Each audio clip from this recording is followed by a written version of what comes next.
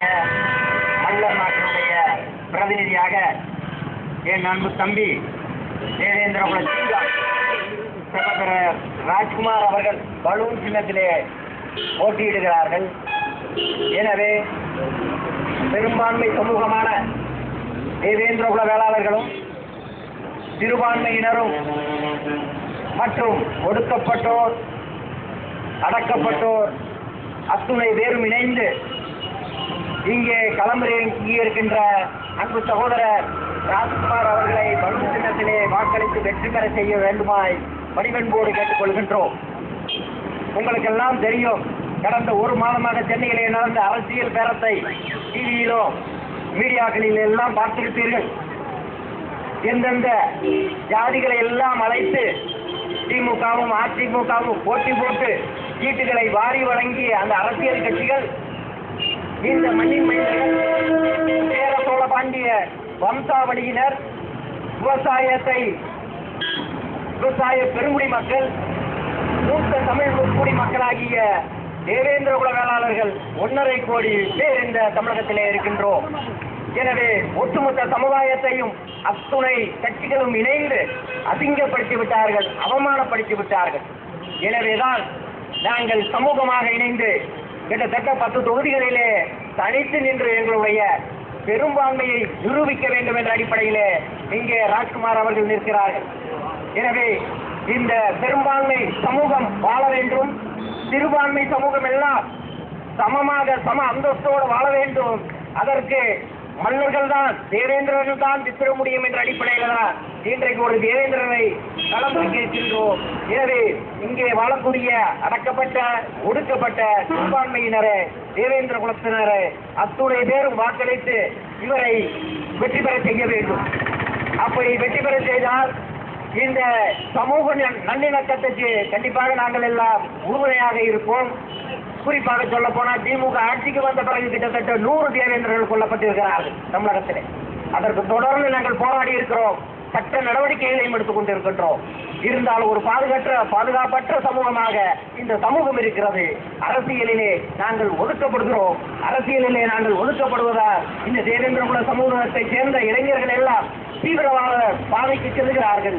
வன்முறையற்ற சமூகம் படைப்போம் என்ற அடிப்படையில இந்த சமூகத்தை ஒரு அரசியல் ஈரோடைக்கு கொண்டு வருகிற அடிப்படையில தான் இன்றைக்கு நாங்கள் ராஜ்குமாரை இந்த அரசியல் களத்திலே இறக்கி இருக்கின்றோம். கண்டிப்பாக மீண்டும் மீண்டும் இந்த இனம் வன்முறை பாதைக்கு கொண்டு செல்லக்கூடாது. கடந்த வரலாற்றை எல்லாம் நீங்கள் திரும்பி பார்க்க வேண்டும். முதுகுளத்தூரிலே கலவரம் 100க்கும் மேற்பட்டோர் கொல்லப்பட்டார்கள். கொடியங்குளம் கலவரம், குஞ்சனை கலவரம், கோடி கலவரம், எப்படி புளியங்குடி கலவரம், இப்படி தொடர்ந்து கலவரங்களை சந்தித்த இந்த சமூகத்திற்கு ஒரு சமூக நீதி கிடையாது. எந்த அரசியல் கட்சிகளும் இந்த ஒட்டுமொத்த அரசியல் கட்சிகளும் இந்த சமூகத்தை அனாதையாகிவிட்டார்கள் என்ற அடிப்படையிலே ஒட்டுமொத்த தேவேந்திரர்களையும் ஒருங்கிணைத்து எங்களுடைய வாக்கு பலத்தை நாங்கள் காண்பிக்க வேண்டும் என்ற அடிப்படையிலே இங்கே களமிறக்கி இருக்கின்றோம். என்றைக்கு தேவேந்திரன் ஆட்சிக்கு வருகிறானோ அப்பொழுதுதான் அத்துணை இடங்களும் சமமாக சமநீதியாக வாழ முடியும் என்பதை மட்டும் தெரிந்து கொள்ளுங்கள். தேவேந்திரனுடைய விடுதலையே ஒடுக்கப்பட்டவருடைய விடுதலையாக அமையும். தேவேந்திரனுடைய விடுதலையே இங்கே இருக்கக்கூடிய அத்துணை பிற்பட்டவருடைய விடுதலையாக அமையும். இன்னும் சொல்ல போனால் தமிழ் ஈழம் இன்றைக்கு வெல்லாமல் போனதற்கு காரணமே மல்லரினம் விடுதலை அடையாதற்கு காரணம். என்றைக்கு இங்கே மல்லர்கள் விவசாய குடிமக்கள் உழைக்கும் வர்க்கம் என்றைக்கு விடுதலை பெறுகிறதோ அன்றைக்கு கண்டிப்பாக தமிழ் ஈழத்திலும் தனி ஈழம் பிறக்கும் என்பதையும் நான் தெரிந்து கொள்ள ஆசைப்படுகின்றேன். எனவே நாங்கள் தேவேந்திரர்கள் விடுதலை பெற வேண்டும், அத்துணை சமூகமும் சமமாக வாழ வேண்டும் என்பதிலே ஐயமில்லை. அதுபோல இந்த மதுரை பகுதியிலே நடந்து கொண்டிருக்கின்ற தொடர்ந்த அராஜகம், ரவுடியிசம், சட்ட பஞ்சாயத்து இதற்கெல்லாம் மூட்டை கட்ட வேண்டும், முடிவு கட்ட வேண்டும் என்றால் வேற ஒரு பயனும் கேட்க முடியாது. எதிர்த்து கேட்க திராணிகளே கிடையாது. ஒரு மதுரை மாநகரமாக இருந்து கொண்டிருக்கிறது. கண்டிப்பாக என்றைக்கு தேவேந்திரன் ஆட்சிக்கு வருகிறானோ அப்பொழுதுதான் இந்த கட்ட பஞ்சாயத்துக்காரர்களையும் ரவுடிகளையும் ஒழிக்க முடியும் என்பதையும் எல்லாம் தெளிவாக தெரிந்து கொள்ளுங்கள். அதற்காகத்தான் இங்கே சமீபத்தில் ஏற்பட்ட ரிச்சீஸ் எங்க மக்களை தாக்கியதை எதிர்த்தோம்.